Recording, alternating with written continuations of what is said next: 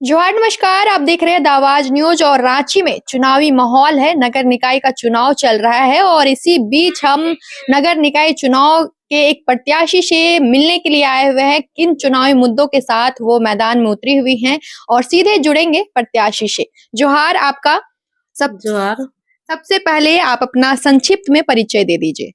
कमर दर्द, जोड़ों का दर्द, गर्दन दर्द या पाइल्स जैसी गंभीर बीमारी से परेशान है तो भरोसा करें शिव शक्ति आयुर्वेदा पर। देर ना करें, आज ही संपर्क करें। मेरा नाम सेलिना लकड़ा है और मैं कुसई घाघरा वार्ड 48 से हूँ। आप चुनावी मैदान में हैं। कितने सालों से मतलब सामाजिक कार्य कर रही हैं और कैसे ये रुझान आया कि आज आप चुनावी मैदान में आई हुई? मैं यहाँ आने के बाद 12-13 साल से सामाजिक कार्यकर्ता के इससे जुड़ी हुई हूँ और उसके बाद करते-करते ही मैं अभी जैसे नगड़िया आंदोलन हुआ, रिम्स का हुआ, फिर अभी आदिवासी धर्म कोड को लेके हो रहा है, उसमें सब जगह मैं हिस्सेदारी में थी। इसीलिए मैं इस वार्ड के लिए मैं आज नामांकन की हूँ, ताकि मैं अपने वार्ड को अच्छी तरह से, अच्छी तो है लेकिन और इससे और अच्छी बेहतर बना सकूं। चुनाव लड़ने का ख्याल कैसा है? क्योंकि महिला हैं, घर के काम काज भी करती होंगी और सामाजिक कार्य में तो खैर आपको रुझान रहा ही है और वो कर ही रहे थे, लेकिन चुनाव लड़ने का ये कैसे सुझाव आया? मैं नहीं सोची थी कि चुनाव लड़ना है, क्योंकि मैं एक बार 2013 में लड़ चुकी थी और यहाँ है कि जैसे आप काम करते जाइएगा तो आपके लोग ही आपको चुनते हैं। तो इसीलिए मेरे समाज के लोगों ने मुझे एक प्रस्ताव रखा कि नहीं, आप चुनाव लड़िए। इसीलिए मैं इसमें भागीदारी निभा रही हूँ। जैसे आप सामाजिक कार्य भी करती हैं, लोगों से जुड़ते रहती होंगी, क्या समस्याएं हैं आपके वार्ड के? ऐसे 2-3 कम से कम समस्याएं बताइए जो कि आप जिस पे काम करना चाहती हैं आप।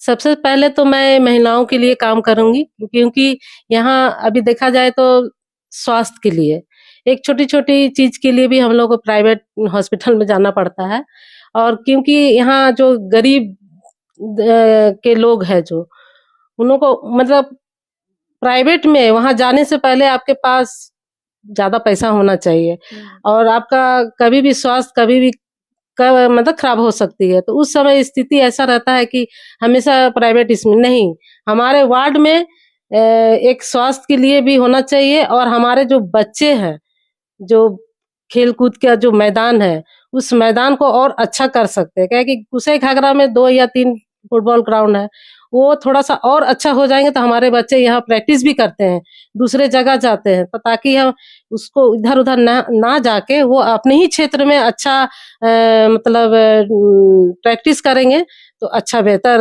वो आगे बढ़ सकते हैं। वार्ड के चुनाव में जैसे आप प्रत्याशी हैं और वार्ड में हर एक वार्ड में एक समस्या कॉमन है, वो है रोड, नाली, बिजली, पानी की समस्या। इसको लेकर के क्या कुछ प्लान है आपके पास? सबसे पहले तो मैं रोड के लिए करूँगी, क्योंकि रोड ऐसा है कि आप जितना अंदर जाइएगा, घाघरा का ही आप देख लीजिएगा, जितना अंदर जाइएगा आपको रोड खत्म मिलेगा। कि कम से कम हम ये अगर चुनाव जीत के आते हैं तो सबसे पहले रोड और नाली का हम सबसे पहले मैं काम करूँगी। जैसे रोड पे बहुत ज़्यादा गड्ढे हैं, आप हाँ, गाड़ी में चलते हैं तो काफ़ी खराब स्थिति है, काफ़ी धक्का-मुक्की वाला टाइप का फ़ील होता है। आप रोड को सुधरवाएँगी जहाँ पे रोड नहीं है या जहाँ रोड में गड्ढे हैं, दोनों पे काम करेंगे? नहीं, दोनों पे काम करूँगी, क्योंकि पहले का जो रोड बना हुआ है ना, अभी जैसे रोड बन रहा है, अब 1 साल भी नहीं होता है रोड, जैसे बारिश हुई बस रोड धो के चला जाता है। तो ऐसा बहुत सारा मतलब समस्या है रोड का। अब अंदर से जितना अंदर जाएगा हम कुसई घाघरा जो हो गया हम लोग का, थोड़ा-सा गाँव क्षेत्र टाइप का हो गया है। वहाँ है कि आपका रास्ता ही नहीं है और सबसे समस्या है कि हम लोग का नाली नहीं है। जो जैसा-जैसा घर बनाए अपना-अपना नाली जहाँ-तहाँ बहा दिए। तो नहीं कर सकते हैं, गरीब मज़दूर लोग नहीं कर सकते। अगर अच्छा से काम अगर वहाँ होता है तो मैं उसको निभाने का कोशिश बरसात करूँ। के समय में जैसे आपने बताया नाली, बरसात के समय में काफ़ी भर जाती है, इसको सुधारने का काम करेंगी आप? जी, बिल्कुल, क्योंकि मैं यहाँ देखी हूँ कि मैंने रोड और नाली के लिए और विशेष करके मैं महिलाओं के शौचालय के लिए ज़्यादा करूँगी, क्योंकि देखते हैं कि शौचालय नहीं है। हम लोग महिलाओं को बहुत सारी बीमारी भी आ जाती है उसके कारण जहाँ-तहाँ सब चली जाती है।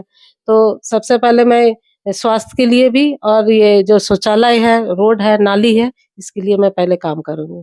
अपराध मुक्त वार्ड हर कोई बनाना चाहता है और अभी रांची की बहुत बड़ी समस्या है। कहीं भी दुर्घटना घट जा रही है, जैसे किन्हीं का फ़ोन छिना जा रहा है, किन्हीं के साथ कुछ आपराधिक गतिविधियाँ बहुत कुछ देखने के लिए मिल जाती हैं। तो उसको लेकर के क्या कुछ काम करेंगे आप? सबसे पहले तो मैं ये बताना चाहती हूँ कि अपराध इतना हो रहा है कि औरत को घर से कुछ भी, आप ऐसे सिंपल निकल भी जाइएगा ना, आपके पास कुछ है नहीं है, फिर भी आपके ऊपर अटैक होता है। तो उस जगह भी चोर माने कहीं भी यहाँ हमला हो जाता है। जैसे गली है, गली में आपका लाइट नहीं है। आप देखिए कि मेन रोड में तो आपको लाइट मिल जाता है, लेकिन गली कोचा सब में लाइट नहीं रहता है, और देते भी हैं तो बहुत पुराना है, कहीं खराब हो जाता है, कोई रिपेयरिंग नहीं हो पाती है। तो उसको मैं ध्यान में रखूंगी और सबसे पहले उसको करूंगी। मतलब स्ट्रीट लाइट की व्यवस्था स्ट्रीट के लाइट के लिए, जैसे स्ट्रीट लाइट तो लगा दी है, लेकिन उसका क्या है कि लगा के चले जाते हैं, लेकिन उसका कंप्लेन करने के लिए कोई नहीं रहते हैं। मैंने कोई उसका ये नहीं है, अगर जो वार्ड पार्षद जो पहले थी, वो अगर सर्वे करके सारा चीज को अप टू डेट रखती तो अच्छा था, लेकिन अभी वैसा नहीं है। मैंने काम 3 साल, आपका 12-15 साल हो गया, काम एकदम खत्म। मैंने जो पहले लग चुकी है उसका कोई रिपेयरिंग अभी तक नहीं हुआ है। चलिए, तो मतलब आप महिला हैं, एक सवाल महिला होने के नाते आपसे पूछूँगी कि महिलाओं को मतलब आत्मनिर्भर बनाने के लिए आप क्या कीजिएगा? क्योंकि छोटी-छोटी बच्चियाँ भी हैं, बहुत गरीब परिवार से महिलाएँ आते हैं, बच्चे आते हैं और वो लोग के पास कुछ रोज़गार नहीं होता है। उन लोगों के लिए कुछ है आपके पास प्लान? ज़रूर है, जैसे महिलाओं अभी सिलाई है, मोमबत्ती बनाना है, मशरूम ट्रेनिंग है, ये सब अभी छोटा-छोटा हम लोग ग्रुप में करते ही आए हैं, लेकिन उसको आगे बढ़ाने के लिए कोई फंड नहीं मिलता है। तो मैं उस चीज़ को आगे बढ़ाने के लिए मैं कुछ ऐसा मतलब काम करूँगी, सरकार से निवेदन भी करूँगी कि ताकि जो गरीब स्तर के लोग हैं, महिलाएँ हैं, जो सीख के घर में बैठी है, लेकिन उसके पास पैसा नहीं है, तो मैं उस चीज़ को करने के लिए भी काम करूँगी। उनको रोज़गार से जोड़ने का प्रयास करेंगे ताकि वो आत्मनिर्भर बन जाएँ। जी, और यहाँ समुदाय भवन की कमी है।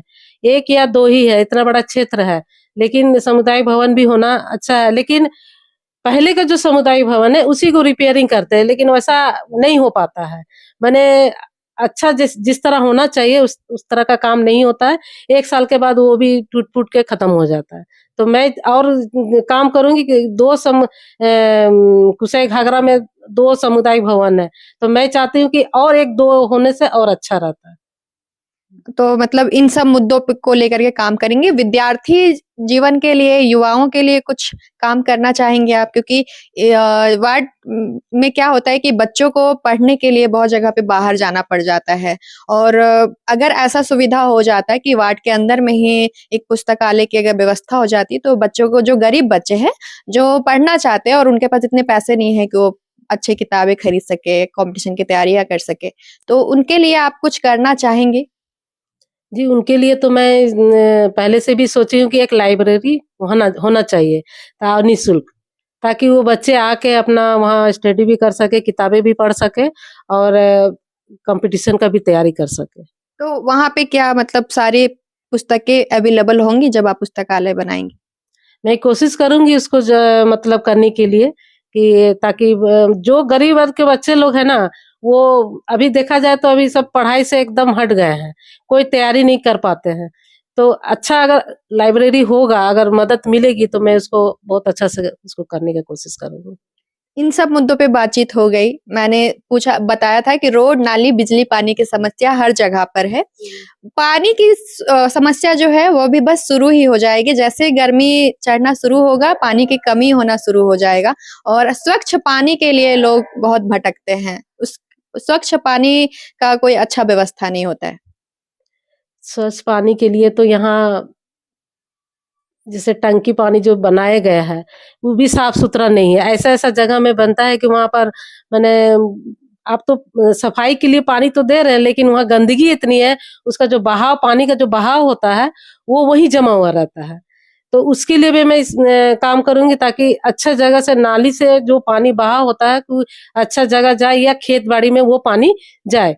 सब रोड ही में आके जमा हो जाता है, इसके कारण बहुत बीमारी भी होती है। मच्छर पैदा होते हैं और जैसे नगर निगम से धुआं गाड़ी जो भेजते हैं वो बहुत कम देखने को आजकल मिलता है।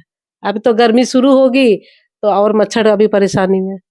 चुनावी जब माहौल होता है तो प्रत्याशियां बहुत सारे वादे कर देते हैं, बट अगर वही प्रत्याशी को जनता भरोसा करके उनको जब सही जगह पे पहुंचा देती है तो वो जनता से मिलना जुलना कम कर देते हैं, जनता के बीच रहना कम कर देते हैं और मुद्दों को धीरे धीरे गायब हो जाती है और मुद्दे पे काम करना भी भूल जाते हैं। तो आपके साथ तो ऐसा कुछ नहीं होगा ना?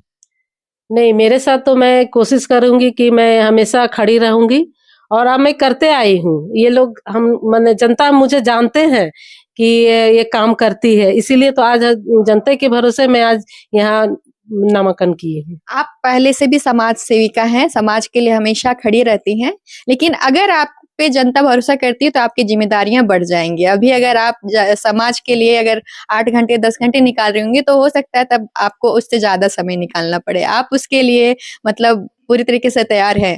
जी, बिल्कुल तैयार हूँ और 24 घंटा में जब भी हमको काम मिलेगा मैं एकदम करने के लिए कर्मठ तैयार रहूंगी। चलिए, तो मतलब हर एक मुद्दों को लेकर के आपने बताया कि किस तरीके से आपके पास प्लान है और हर एक मुद्दों को लेकर के आप काम करने के लिए तत्पर हैं। आप अपने वार्ड के अगर जनता से कुछ बात करना चाहती हैं, जो भी आपके वार्ड की जनता हमारे इस खबर को देख रहे होंगे, आप कुछ बात करना चाहती हैं तो आप बोल सकते हैं। मैं जनता से यही अपील करना चाहती हूँ कि मैं जीतूं चाहे हारूं, मैं हमेशा जनता के लिए खड़ी रहूंगी। समाज के लिए हमेशा मैं आगे आई हूँ और आगे आते रहूंगी। हर वर्ग, हर जाति के लोग के साथ मैं हमेशा खड़ी रहूंगी। कोई भी मुसीबत आए, मैं वार्ड 48 के लिए हमेशा काम करते रहूंगी। कमर दर्द, जोड़ों का दर्द, गर्दन दर्द या पाइल्स जैसी गंभीर बीमारी से परेशान है तो भरोसा करें शिव शक्ति आयुर्वेदा पर। देर ना करें, आज ही संपर्क करें।